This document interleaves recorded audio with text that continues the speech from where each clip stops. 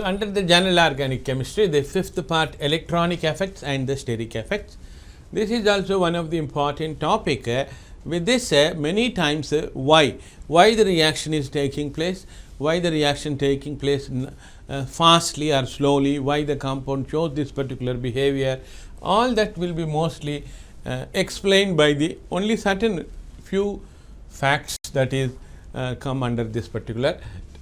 Under this electronic effect, there are four effects are there. One is inductive effect,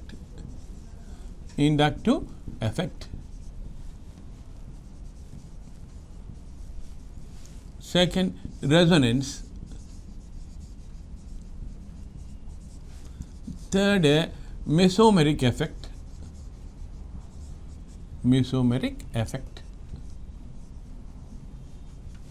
fourth one hyperconjugation.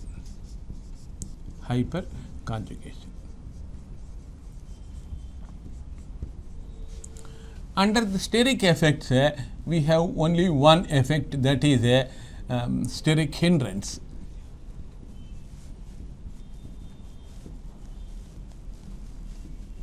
The first four are influenced by the movement of electrons in the system.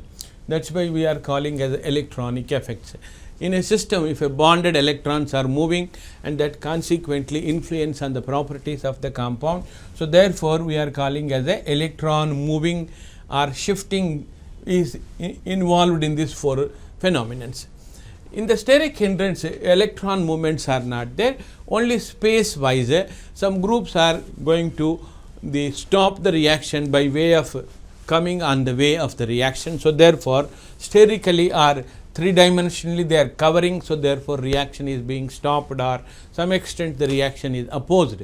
So, therefore, the reaction we are calling under the steric effect. So, basically these two the effects are not identical. That is why you cannot say the steric hindrance also under the electronic effect. That is not electronic effect. Let us study it as a steric effect. These four are electronic effects. In the first one, today we will take something about the first influence, that is inductive effect.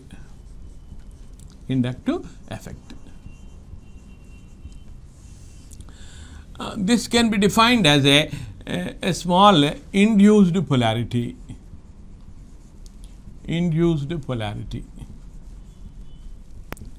With specifications we will see later, but polarity in a bond is very easily can be understand. For example, if a CCl is there,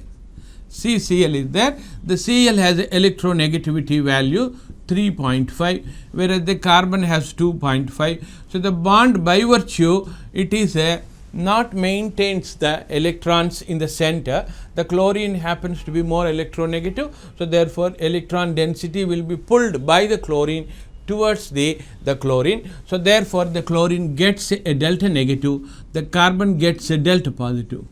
This is not inductive effect. In fact, this is the original property of that CCl bond. Originally, the CCl bond has a polarity. So, therefore, I call this bond as a polar covalent bond. This is not inductive effect. I am sorry. Methyl chloride has a induced property, means wrong it is. The CCl has an original property, it is not induced polarity at all. But whereas if I take a bond like in ethane, the CH-CC bond, right, is perfectly non-polar. Neither the CH or the CC bond has no polarity at all. So, therefore, it is called a non-polar bond. The CC bond is known for the non-polarity, whereas CCl bond is known for the polarity. So, both are ideal situation, that is a non-polar, this is a polar.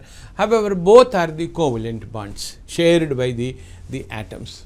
Because of difference in the electronegativity, polarity has come. In here the identical element, therefore, non-polarity has come. But now you take another example wherein I have a 4 carbon molecule like it is a butane. All hydrogens are there. One of the hydrogen now replaced by the chlorine. Call it as a 1-chlorobutane. Now at the first carbon and the chlorine has the original polarity. This is not called induced polarity.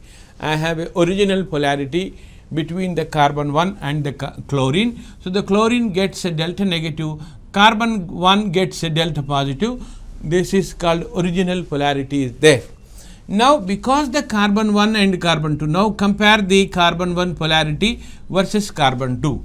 The hydrogen atoms is nothing to do in this explanation. But carbon 1 and carbon 2, it was originally a non-polar bond. Originally carbon 1, carbon 2 is a non-polar one. But now because of the chlorine is pulling, the carbon 1 acquired a delta positive. That means the carbon 1 is now having a small electron density less. So it starts pulling from the carbon 2. Why carbon 2 is donating electron density? Not because of excess, but at carbon 1 the chlorine is taking some density, therefore carbon 1 felt it is deficiency, therefore it started pulling from the carbon 2. Consequently on the carbon 2 also you will get a delta plus, it starts pulling. So on the third carbon also you will get delta positive. So similarly this goes on, percolates to the carbon 4 and so on.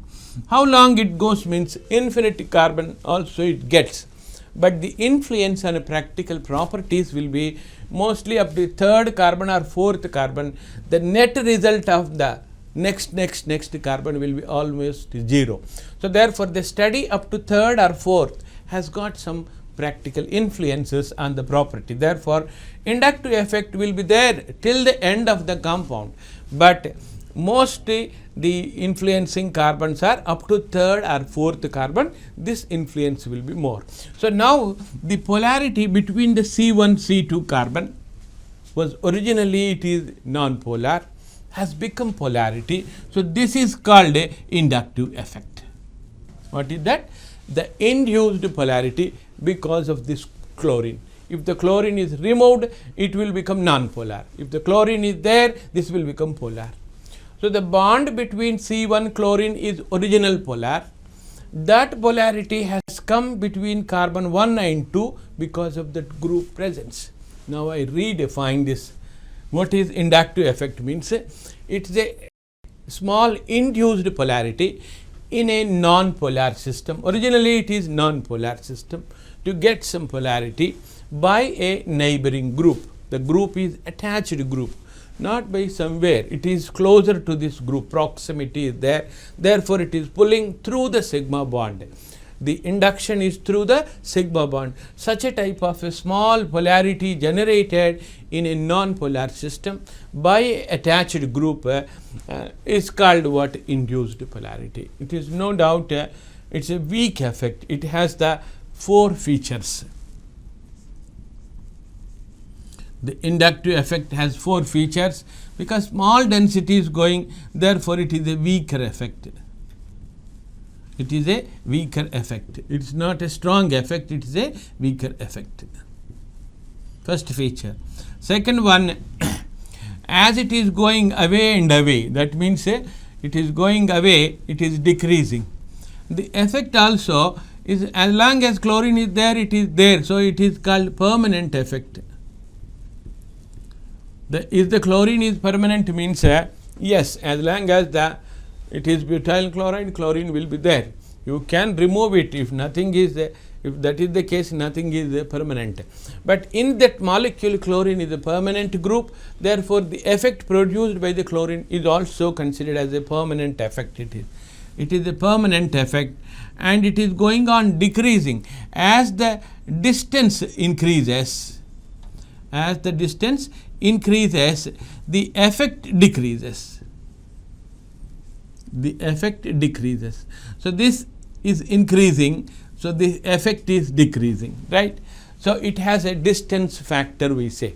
As the distance increases, that means the polarity between C1, C2 is more, C2, C3 will be less, C3, C4 will be much more less. Therefore, I can show like this, the decreasing polarity I can show. Here it is, let us say 4 times is there, here it will be only 3 times will be there, here 2 times will be there, here 1 time, and here nothing. Okay, the effect it is going on decreasing as the carbon 1, 2, carbon 3, 2, carbon 4, 2, carbon 4 to 5. the gradually decreasing may be shown by adding the number of arrows, more arrows, less arrows.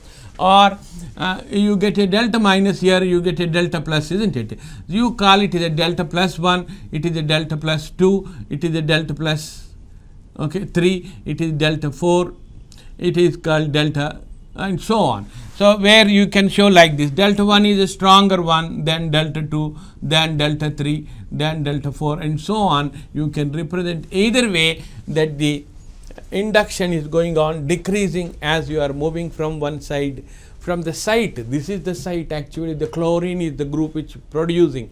So from this site, if you are going away and away and away, the induced polarity is going on decreasing, and it is propagated through the sigma bond only. Okay, this is another factor.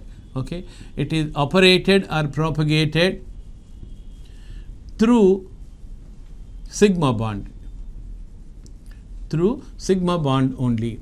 Whenever in between there is a pi bond comes, like it goes through sigma bond, not through the pi bond.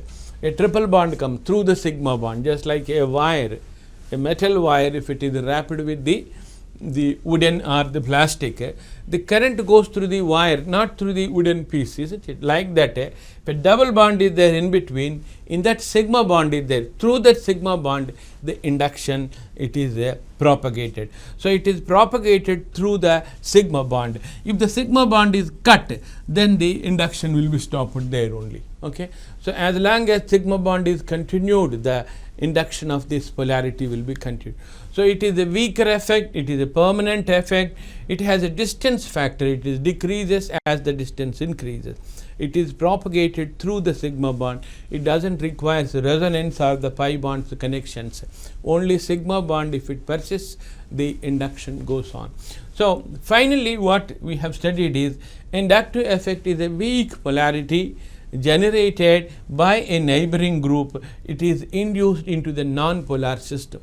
It can be in the other way also. Already we have a polarity, let us say, already we have a original polarity there, and this group has increased the polarity or decreased the polarity. A change in polarity also, you can say, a change or induced.